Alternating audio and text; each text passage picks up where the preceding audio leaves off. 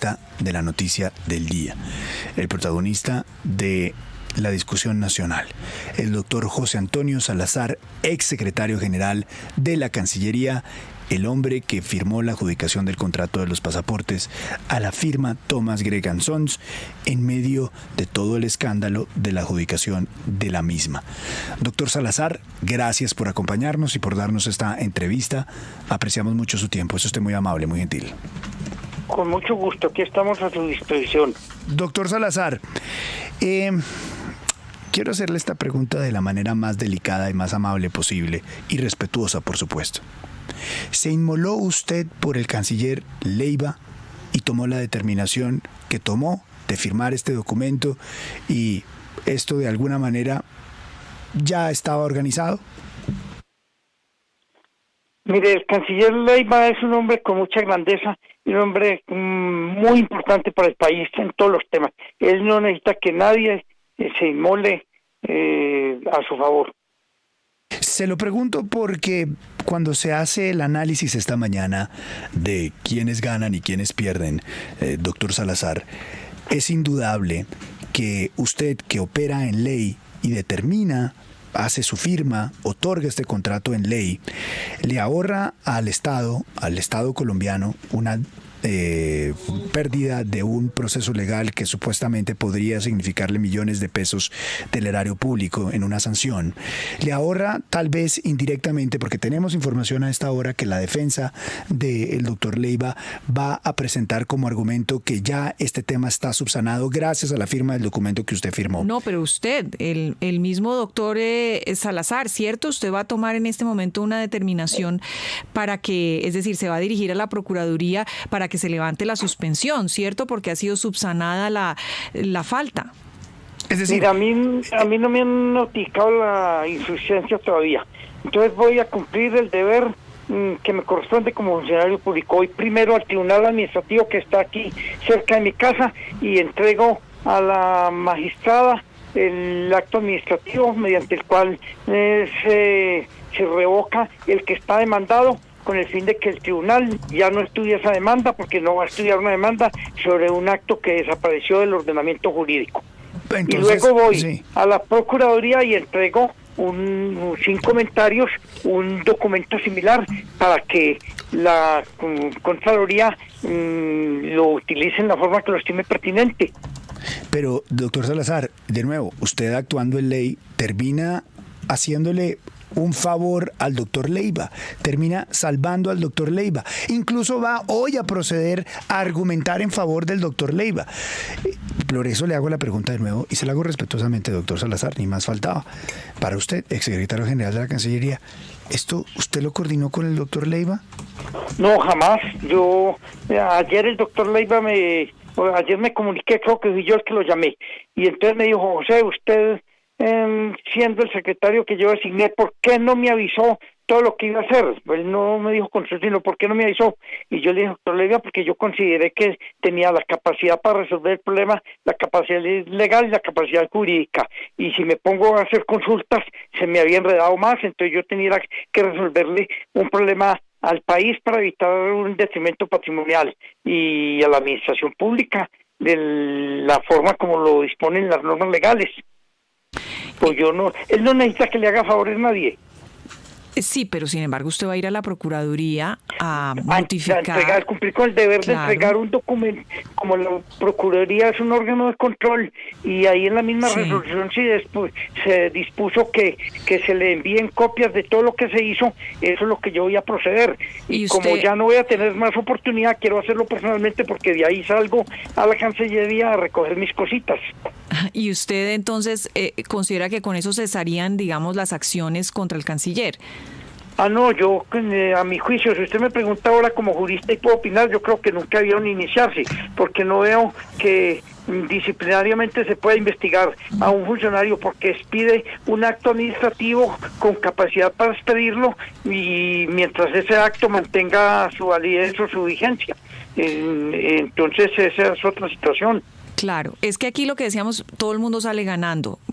obviamente el canciller, el Estado colombiano, que es lo más importante porque cesa esa demanda que teníamos, también todos los colombianos porque tendremos pasaportes por lo menos por 5 años más, y también estábamos hablando de su situación personal, porque si continuaba esa demanda, eventualmente si se falla en contra de la nación, esto repite en contra de quienes tomaron esas decisiones. Usted y el canciller irían tras usted y tras sus bienes y tras su patrimonio. Sí, efectivamente, pero yo no me siento perdedor, yo me siento ganador como un colombiano que cumplió con el deber y que cumplirá siempre que sea demandado o requerido para esos efectos. Yo estoy completamente tranquilo y yo sabía que eso iba a ocurrir. Doctor Salazar, después de una trayectoria larga que usted ha tenido en el servicio público, en cargos importantes en el propio Congreso, ¿le dolió la forma como lo trató el presidente, que dijera que usted los había traicionado, que le dijera al país que usted es un hombre desleal? Porque cuando uno lo oye a usted dice, pues yo obré de buena fe y obré por defender mi país. Pero el presidente le dijo otra cosa a los colombianos, dijo, este es un traidor, dijo, este es un desleal y por eso lo he hecho. ¿Cómo recibió usted esa voz del señor presidente? Mire, el señor presidente tiene un entorno que lo informa y lo ha informado mal. Y yo comprendo perfectamente las angustias y las preocupaciones del señor presidente por cambiar el país y por cambiar las cosas. Pero hay que comprender que esas transformaciones, esos cambios hay que llevarlos al Congreso de la República. Hay que hacerlos a través de unos mecanismos. Yo comprendo al señor presidente, él viene muy ocupado con tanto problema para dedicarse a una cosa que al final termina siendo menor. Yo acompañé a lo... Sí. Estamos acá, lo escuchamos. Sí, yo acompañé al presidente en su campaña para la alcaldía de Bogotá. Desde esa época lo acompañé. Doctor Salazar, ¿va a buscar que lo retornen al cargo? No, yo no voy a buscar eso por varias razones, porque el mecanismo que vendría inmediato es una tutela alegando transitoria, como mecanismo transitorio alegando el derecho al trabajo. Sí. Entonces esa tutela pues debe ir, entiendo yo, al Tribunal Administrativo, después pasa al Consejo de Estado, y después que va a parecer que la tutela es de interés nacional porque está involucrado el señor presidente, entonces pasa a revisión a la Corte Constitucional. Pasa una cantidad de tiempo, entonces los organismos judiciales se congestionan. El señor presidente de pronto le llega preocupación por un tema que es tan pequeño y al final yo no necesito el trabajo y lo que podría alegar es el derecho al trabajo y no lo requiero. Una de las cosas, pues digamos, este es todo un episodio y usted es como el eslabón clave. El presidente lo declara insubsistente y usted sale felicitando al presidente, diciéndole que siempre ha sido un tipo leal y todo eso. ¿Uno cómo entiende este episodio? Digamos, ¿a qué está jugando usted y obviamente a qué está jugando el presidente? La verdad yo todavía no tengo la película clara. No, es que yo soy un hombre de bien y yo actúo sin odio. O sea, en la vida hay que actuar con amor, hay que tomar la vida como viene y como se presenta, y el tiempo me da la razón y el señor presidente en un tiempo dirá, no, este es un hombre, lo que se pasa es de ser leal. Entonces esa es una situación que hay que esperar con paciencia. Sí, pero doctor Salazar, es que todavía nadie entiende por qué usted desatendió las instrucciones de su jefe, que es nada más y nada menos que el presidente de la República. Y a los que se supone es leal. Porque, y además porque la ley que lo llevó en a trabajar materia en de ese contratación, cargo. la ley me señala unos parámetros que no se pueden desconocer. El pliego definitivo de un proceso de licitación es ley para las partes, para la entidad contratante y también para el oferente, y el proceso llegó a esa etapa de una recomendación de un comité de evaluación que calificó al postor con el máximo puntaje y enseguida me dijo, se recomienda adjudicar, y de esa recomendación yo no podía apartarme de ninguna manera. Entonces, ¿por qué voy yo a enojarme porque el presidente toma una decisión que de pronto le recomienda el entorno? Esas son situaciones que se van aclarando con el tiempo, ni tampoco puedo molestarme, yo estoy tranquilo y estoy bien. 7:27. Doctor Salazar, le voy a hacer una serie de preguntas de la manera más respetuosa posible y le agradecería también la misma contundencia que ha venido demostrando en la consecución de las siguientes respuestas de las anteriores. ¿Usted le comentó a alguien sobre la determinación que iba a tomar en la firma de este contrato? No, yo comprendí desde el jueves o viernes que hablé con el ministro encargado, el doctor Luis Alberto Murillo, que yo tenía que resolver eso solito, porque si se me filtraba, si pedía consejos, si pedía opiniones, eso no se iba a resolver nunca por la magnitud del problema. Entonces recogí los papeles, la documentación, tomé todo y me vine a trabajar a mi casa. Entre otras cosas, primera vez en mi vida que yo paso un fin de semana en mi casa. Entonces el viernes me encerré, trabajé viernes, sábado, domingo, apliqué el derecho que conozco, que perdone que en eso no sea humilde, pero soy un excelente y extraordinario jurista y llegué con la solución en el día de ayer. Cuando llegué por la mañana y radiqué los documentos y firmé y se despidieron y entraron en vigencia, a las 9:30 o 10 de la mañana llegó la doctora Paola, que es la asesora del ministro actual, y entonces me dijo que debía presentar la renuncia. Le dije, yo no voy a renunciar porque acabo de tomar unas decisiones que son muy delicadas, que son muy importantes, que son trascendentales, y no puedo aparecer como el funcionario que hace todo este trabajo y inmediatamente renuncia. Esa fue mi conversación. Entonces en ese momento como que dieron orden de que me bloqueaban en el SECOC, que es el mecanismo de información de la contratación estatal, y ya esa es la situación que enfrentó. Yo no Salazar, podía consultar con nadie. Antes de que usted lo nombraran en este puesto, ¿usted había hablado con alguien sobre lo que pensaba del caso de Thomas Gregan Sons? No, en absoluto. Si yo tenía la competencia legal y el conocimiento jurídico suficiente y el valor para resolver unos problemas, pues tengo que asumirlos y revocarlos. ¿Pero usted había tenido una opinión frente al tema y lo había presentado a alguien con anterioridad? No, en absoluto. Lo que es una normativa legal, y yo hablo con muchas personas que saben de contratación y personas importantes que saben bastante. ¿Y en esas conversaciones alguna vez usted manifestó su opinión?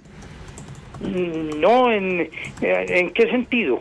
En el sentido del fallo, en el sentido de la determinación que usted toma. Pues sí, claro, que siempre dije yo cuando se empezó a formar el problema, yo le dije al doctor Álvaro Leiva que eso había que adjudicar el contrato. Entonces yo leí la solución o la otra solución. El doctor Leiva sabía su posición, sabía lo que usted pensaba sobre el tema.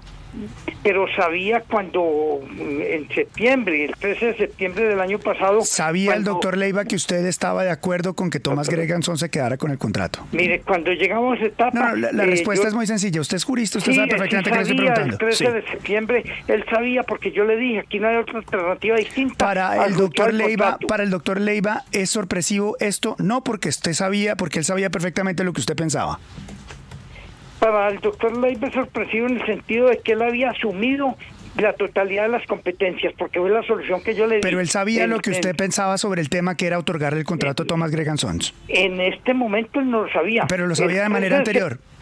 El 13 de septiembre, cuando yo le manifesté que no queda alternativa distinta legal que adjudicar el contrato, le di la misma solución. Le dije, la otra vez que usted aboque todo este problema, entonces él lo abocó y lo manejó. Nos queda muy claro. Me retiró las competencias. Sí, claro, doctor Salazar.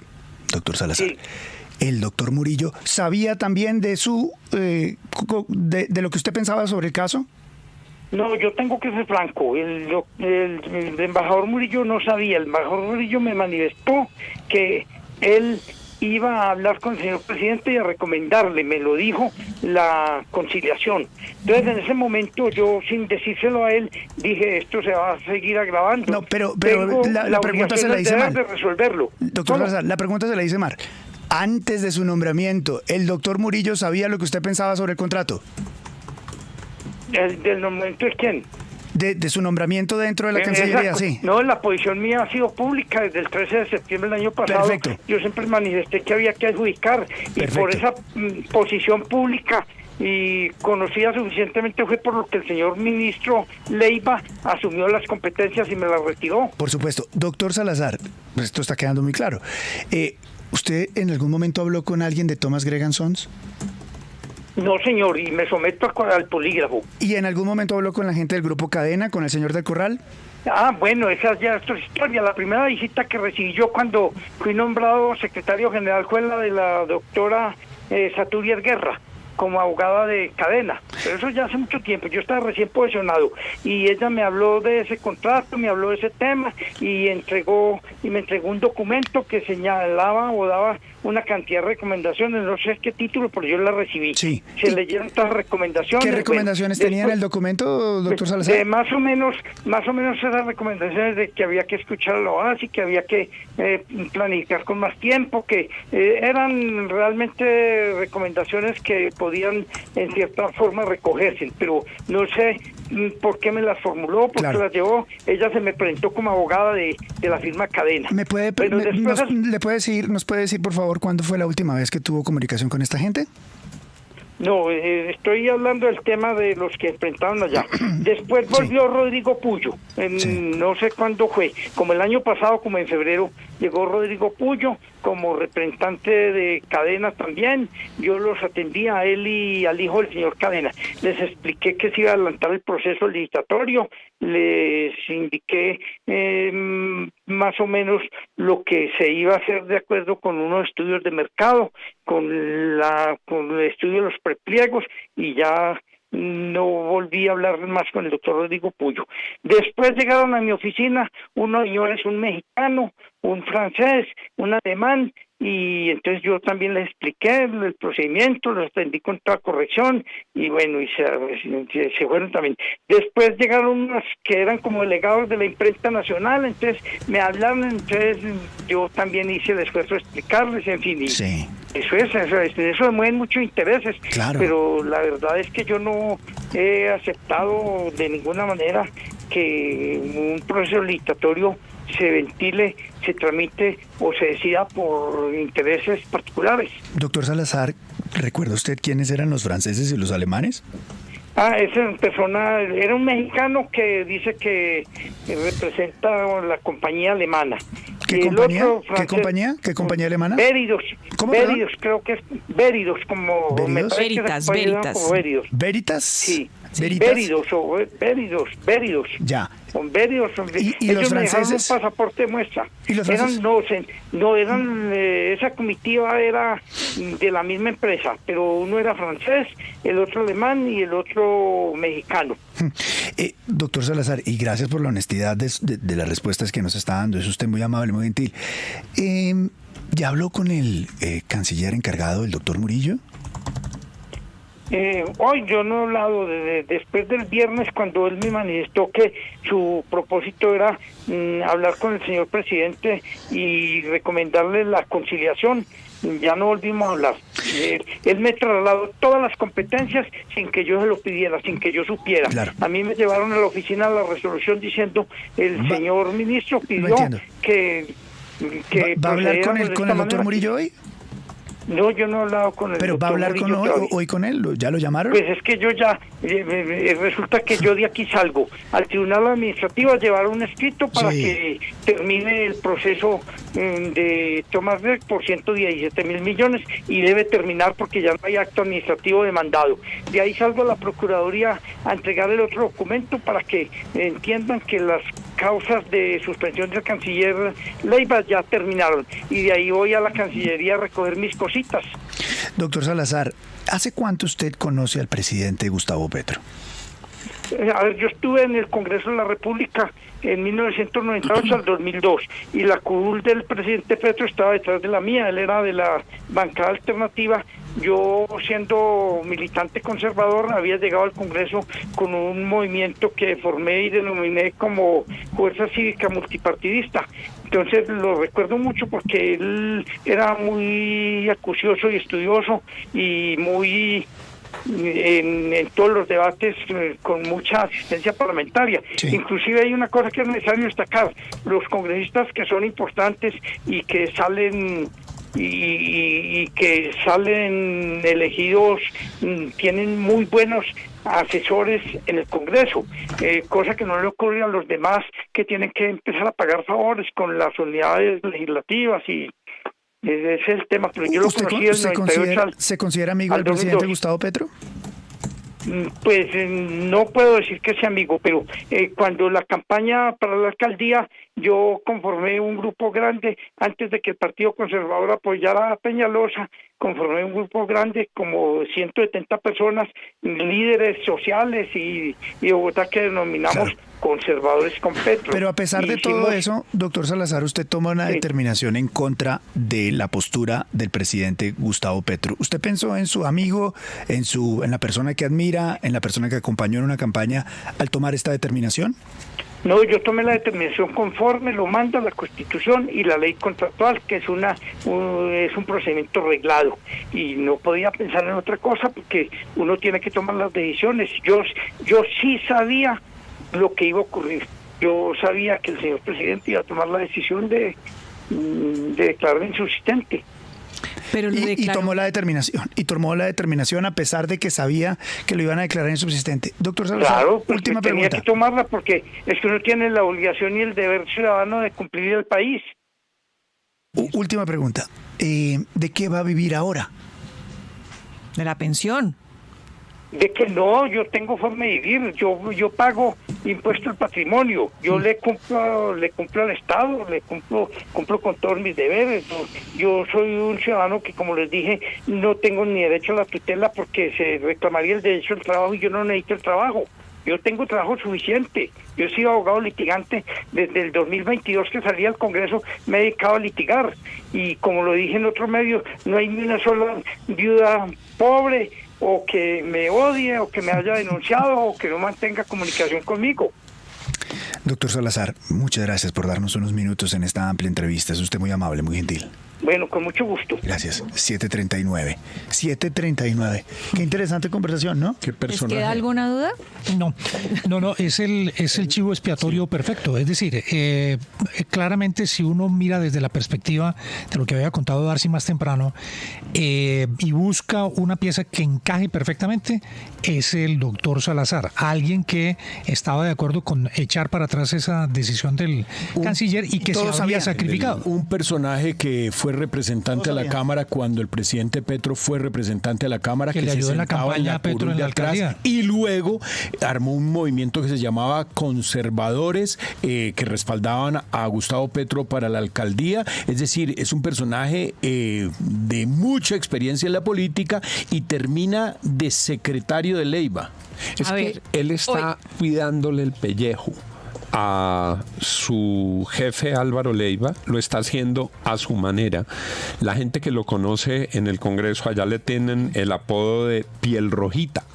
Él es un hombre que nació en Risaralda, en Guática, de origen campesino, dicen que muy talentoso, se ganó un concurso como mejor bachiller, estudió, y después Belisario lo nombró en los antiguos territorios nacionales, lo nombró comisario y se fue, por eso él terminó elegido por el Amazonas y por el Putumayo, ese era su lugar de hacer política, pero en la cercanía con Gustavo Petro de la Casa Pastrana como Álvaro Leiva. Sí, pastranistas. Y ahí él decide ya al final de sus días, como dicen, típico de Piel Rojita, dicen algunos, él dice, yo no le voy a pedir permiso a nadie, voy a salvarle el pellejo a Álvaro Leiva y de paso voy a dejar resuelto este chicharrón. Si me echan, igual yo me iba a ir. Exactamente, miren las frases de él. El canciller Murillo encargado no sabía nada. El canciller Álvaro Leiva no necesita favores. Al presidente le están diciendo mentiras ahí alrededor, él caerá en la verdad. Yo no necesito nada de nadie, yo tengo cómo vivir y cómo subsistir. Es decir, y ahí contó está toda la trama. absolutamente todo. A mí francamente no me queda tan claro eso todavía, por varias razones. La primera es que ayer, cuando se conoció en la tarde, el gobierno hizo todo lo posible para bloquearle al señor el SECOP y que él no pudiera notificar a Thomas Gregg que en efecto se había realizado la adjudicación. En segundo lugar, no, pero se lo bloquearon, al tipo le bloquearon el SECOP. Si usted no notifica, simplemente pues claro, no es que se puede, no se puede meterle un poquito como de, para que sea más creíble la vaina. Pero es que además a mí no me cabe en la cabeza que el gobierno estuviera dispuesto a dejar a abandonar la pelea con Thomas Gregg. Era una pelea muy costosa. La pelea ya la había perdido el Estado. Pero es que Santiago, más allá de lo que pensemos, la realidad fáctica es, ahí La gente de la Defensa Jurídica del Estado ya había dado su concepto. La Oficina Jurídica de Cancillería ya había dado su concepto. Todos sabían que el Estado iba a perder plata. Todos sabían que le iba a perder plata. Todos sabían que le iba, si esto se le resuelve como inmediatamente quieren resolverlo, puede restituirse. Pero le voy a dar una cosa más grave, Santiago. Se nos está olvidando el tema de la supuesta extorsión. Hoy ya no hay extorsión, porque ya no hay rollo. Ya no hay, como el profesor Quijano dijo más temprano, ya no habría razones para Fiscalía, Procuraduría, Contraloría se metan más en este problema, porque el problema ya no existe. ¿Sí? Todos sabían, Leiva, Murillo, incluso el presidente de la República, cuál era la postura de este señor. Este señor, ¿usted qué palabra utilizó? Chivo expiatorio. El chivo expiatorio. Lo llevan para que haga lo que él ha dicho todo el tiempo que va a hacer, que es entregarle el contrato a los señores de Thomas Gregan Sons. Y cuando le entrega el contrato a Thomas Gregan Sons, ¿qué pasa? Salva a Leiva, no solamente en términos de su postura como canciller, sino de, como usted lo dijo, investigaciones a futuro. Ya vamos en extorsión, investigaciones a futuro, de Fiscalía, Contraloría y Procuraduría. Salva al Estado de una demanda millonaria, porque si al Estado pierden una demanda millonaria, el único responsable se llama Gustavo Petro. Salva a Gustavo Petro. Sí, salva a todo el mundo. Un señor que había dicho, yo voy a hacer esto. Pero lo va a hacer, pero no nos olvidemos de una cosa, él dice que lo va a hacer porque es lo correcto, porque lo correcto era adjudicarle ese contrato a la firma Thomas Gregan Sons desde el comienzo. Ni al presidente ni al canciller les interesaba perder esa demanda. Es que ustedes mismos escucharon al canciller diciendo que cuando perdiera la demanda, ya la habían perdido. Ayer estaba ya suspendido. La demanda es algo que se puede decidir en 10 años. Santiago, mire, le voy a poner una cosa. Es algo que se decide actualmente. Y además me dicen abogados disciplinarios, Luis Carlos, que lejos esto está de salvar al canciller. Santiago, le voy a decir una cosa. Hoy, el canciller Leiva pasó de tener a sus espaldas una demanda contra el Estado, una demanda contra él, unas investigaciones de la Fiscalía, a ser reinstituido en su lugar en cuestión de semanas. No sabemos. ¿Y cuál es el costo del gobierno? Un trino del presidente Gustavo Petro diciéndole traidor. Como hace muchos. El hombre de las galletas era este señor. Este señor simplemente atendió a todos los que desfilaron por la Cancillería. Interesante fue todo el lobby que tuvo este señor por parte de las otras firmas, ¿no? Y ahí todos los dijo, yo nunca me reuní con la gente de Thomas Gregan Sons, con la familia Bautista, pero sí se reunió con los abogados de los otros. Me está diciendo una fuente del gobierno que con esto es muy difícil que Leiva vuelva por decisión del presidente. El abogado pero ¿sabe qué me llama muchísimo la atención? Además de todo este rollo. Pues claro, Santiago, ¿qué más va a decir el gobierno? No. Es que tenemos que entender más allá de lo que el gobierno dice. No, pero si el gobierno si el gobierno decide no volverlo a nombrar, pues eso no es algo que nos digan ahora. ¿Quién dice que eso va a pasar? Pero ¿sabe qué me llama tremendamente la atención de lo que dice el señor Salazar? Que cómo así que Cadena estaba enviando recomendaciones en 3 oportunidades al secretario general de la Cancillería para que decidiera en la licitación, una parte interesada reuniéndose en la oficina y enviando consejos, recomendaciones de cómo se debería licitar. Eso es otro tema gravísimo. No, esa partecita. Esa partecita. Pero de nuevo, esa partecita que es inmensamente grave. Hoy, pues, ya le dieron el contrato. Miren, me dice el abogado Iván Cancino, creería que la suspensión se cae porque no fue genérica, sino relacionada con este contrato. Al restablecerse el contrato se cae. Lo que pasa es que lo que dicen es que si hay una falta disciplinaria y el juicio y digamos todo el proceso disciplinario continúa, pero la suspensión se caería. ¿Quién es el guionista de toda la serie? Es lo único que falta, ¿no? El fixer. El fixer es la única ficha que nos falta aquí y que sería la única que si se revienta podría contar todo lo que pasó por detrás. Ese hombre fuma debajo del agua. 7:46, esto es la FM RCN, las noticias como son.